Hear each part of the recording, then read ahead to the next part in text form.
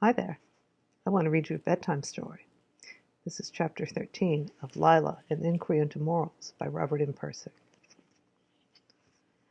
Phaedrus had once called metaphysics the high country of the mind, an analogy to the high country of mountain climbing. It takes a lot of effort to get there, and more effort when you arrive, but unless you can make the journey, you are confined to one valley of thought all your life. The high country passage through the metaphysics of quality allowed entry to another valley of thought, in which the facts of life get a much richer interpretation. The valley spreads out into a huge fertile plain of understanding. In this plane of understanding, static patterns of value are divided into four systems: inorganic patterns, biological patterns, social patterns, and intellectual patterns. They are exhaustive. That's all there are. If you construct an encyclopedia of four topics, inorganic, biological, social, and intellectual, nothing is left out. No thing, that is. Only dynamic quality, which cannot be described in any encyclopedia, is absent. But although the four systems are exhaustive, they are not exclusive. They operate at the same time and in ways that are almost independent of each other. The classification of patterns is not very original, but the metaphysics of quality allows an assertion about them that is unusual. It says they are not continuous, they are discrete. They have very little to do with one another. Although each higher level is built on a lower one, it is not an extension of that lower level, quite the contrary. The higher level can often be seen to be in opposition to the lower level, dominating it, controlling it where possible for its own purposes. This observation is impossible in a substance-dominated metaphysics where everything has to be an extension of matter. But now atoms and molecules are just one of the four levels of static patterns of quality, and there is no intellectual requirement that any level dominate the other three. An excellent analogy to the independence of the levels, Phaedrus thought, is the relation of hardware to software in a computer. He had learned something about this relationship when for several years he wrote technical manuals describing complex military computers. He had learned how to troubleshoot computers electronically. He had even wired up some of his own digital circuits, which, in those days before integrated circuit chips, were composed of independent transistors, diodes, resistors, and capacitors, all held together with wire and solder. But after 4 years in which he had acquired all this knowledge, he had only the vaguest idea of what a program was. None of the electrical engineers he worked with had anything to do with programs. Programmers were off in another building somewhere. Later, when he got into work with programmers, he discovered to his surprise that even advanced programmers seldom knew how a flip-flop worked. That was amazing. A flip-flop is a circuit that stores a 1 or a 0. If you don't know how a flip-flop works, what do you know about computers? The answer was that it isn't necessary for a programmer to learn circuit design. Neither is it necessary for a hardware technician to learn programming. The two sets of patterns are independent, except for a memory map and a tiny isthmus of information called the machine language instruction repertoire, a list so small you could write it on a single page. The electronic circuits and the programs existing in the same computer at the same time have nothing whatsoever to do with each other. The machine language instruction repertoire fascinated Phaedrus because he had seen it from such different perspectives. He had written hardware descriptions of many hundreds of blueprints showing how voltage levels were transferred from one bank of flip-flops to another to create a single machine language instruction. These machine language instructions were the final achievement toward which all the circuits aimed. They were the end performance of a whole symphony of switching operations. Then when he got into programming, he found that this symphony of electronic circuits was considered to be a mere single note in a whole other symphony that had no resemblance to the first one. The grading circuits, the rise and decay times, the margins for voltage levels were gone. Even his banks of flip-flops had become registers. Everything was seen from a pure and symbolic world of logical relationships that had no resemblance at all to the real world he had worked in. The machine language instruction repertoire, which had been the entire design goal, was now the lowest element of the lowest level programming language. Most programmers never even used these instructions directly, or even knew what they meant. Although both the circuit designer and the programmer knew the meaning of the instruction load accumulator, the meaning that each knew was entirely different from the others. Their only relationship was that of analogy. The register is analogous to a bank of flip-flops. A change in voltage level is analogous to a change in number. But they were not the same. Even in this narrow isthmus between the two sets of static patterns called hardware and software, there was still no direct interchange of meaning. The same machine language instruction was a completely different entity within two different sets of patterns. On top of this low-level programming language was a high-level programming language, Fortran or COBOL in those days, which had the same kind of independence from the low-level language that the low-level language had from electronic circuits. And on top of the high-level language was still another level of patterns, the application, a novel perhaps in a word processing program. And what amazed him most of all was how one could spend all of eternity probing the electrical patterns of the computer with an oscilloscope and never find that novel. What makes all this significant to the metaphysics of quality is its striking parallelism to the interrelationship of different levels of static patterns of quality. Certainly the novel cannot exist in the computer without a parallel pattern of voltages to support it, but that doesn't mean that the novel is an expression or property of these voltages. It doesn't have to exist in any electronic circuits at all. It can also reside in magnetic domains on a disc or drum or tape. But again, it is not composed of magnetic domains, nor is it possessed by them. It can reside in a notebook, but it is not composed of or possessed by the ink and paper. It can reside in the brain of a programmer, but even here it is neither composed of this brain or possessed by it. The same program can be made to run on an infinite variety of computers. A program can change itself into a different program while it is running. It can turn on another computer, transfer itself to this second computer, and shut off the first computer that it came from, destroying every last trace of its origins, a process with similarities to biological reproduction. Trying to explain social moral patterns in terms of inorganic chemistry patterns is like trying to explain the plot of a word processor novel in terms of the computer's electronics. You can't do it. You can see how the circuits make the novel possible, but they do not provide a plot for the novel. The novel is its own set of patterns. Similarly, the biological patterns of life and molecular patterns of organic chemistry have a machine language interface called DNA. But that does not mean that the carbon or hydrogen or oxygen atoms possess or guide life. The primary occupation of each level of evolution seems to be offering freedom to lower levels of evolution. But as the higher level gets more sophisticated, it goes off on purposes of its own.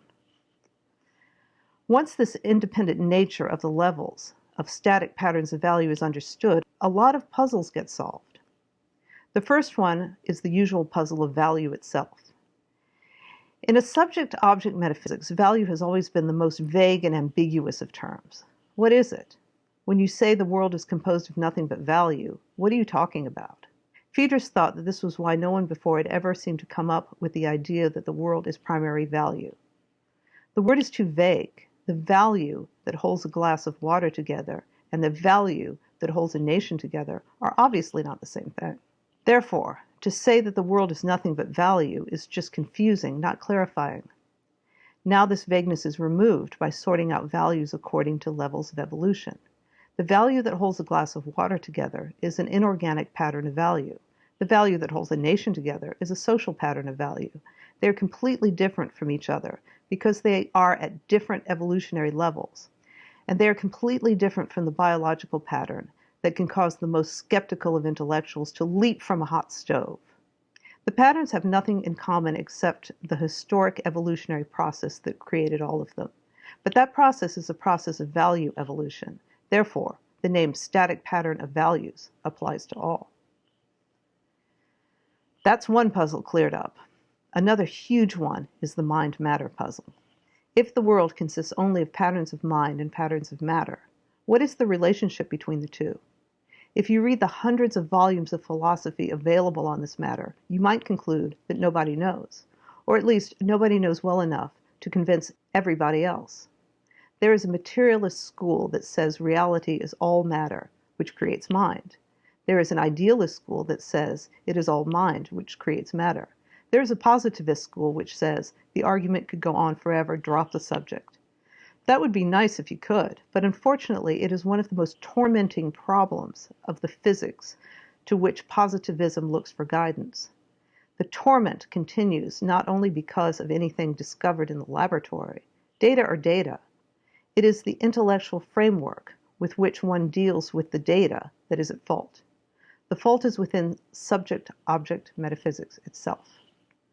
A conventional subject-object metaphysics uses the same four static patterns as the metaphysics of quality, dividing them into two groups of two: inorganic biological patterns called matter, and social intellectual patterns called mind.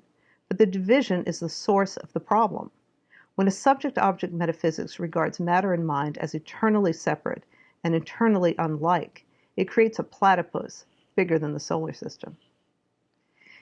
It has to make this fatal division because it gives top position in its structure to subjects and objects.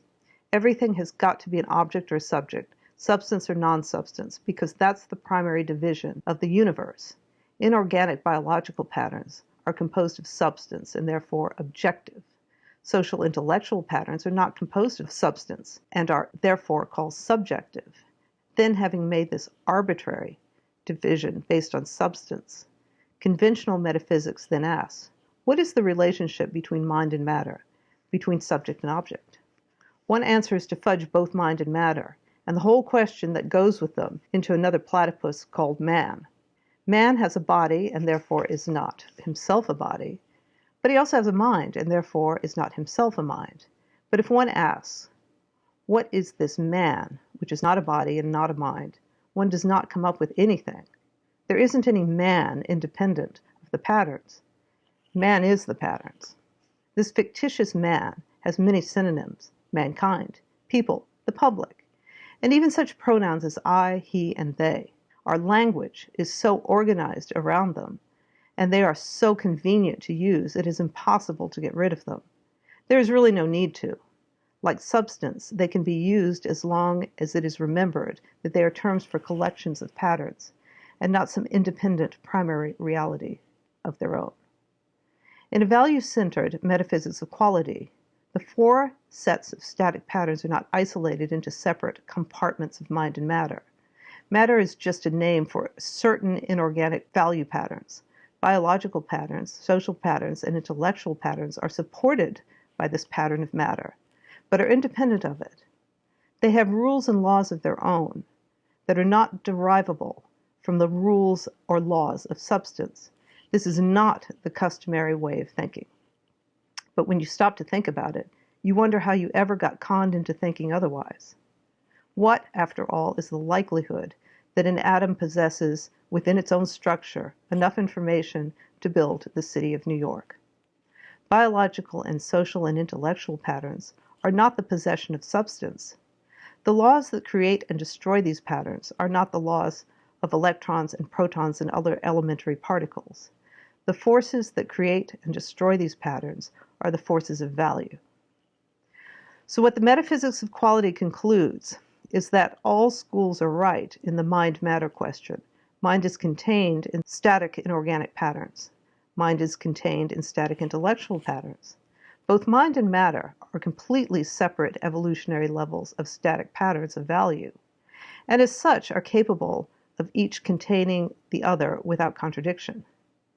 The mind-matter paradoxes seem to exist because the connecting links between the two levels of value patterns have been disregarded. Two terms are missing: biology and society. Mental patterns do not originate out of inorganic nature. They originate out of society, which originates out of biology, which originates out of inorganic nature.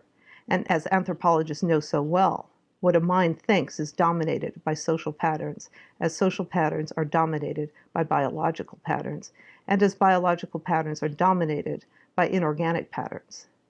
There is no direct scientific connection between mind and matter. As atomic physicist Niels Bohr said, we are suspended in language. Our intellectual description of nature is always culturally derived. The intellectual level of patterns in the historic process of freeing itself from its parent social level, namely the church, has tended to invent a myth of independence from the social level for its own benefit. Science and reason, this myth goes, come only from the objective world, never from the social world. The world of objects imposes itself upon the mind with no social mediation whatsoever. It is easy to see the historic reasons for this myth of independence. Science might never have survived without it, but a close examination shows it isn't so. A third puzzle illuminated by the metaphysics of quality is the ancient free will versus determinism controversy.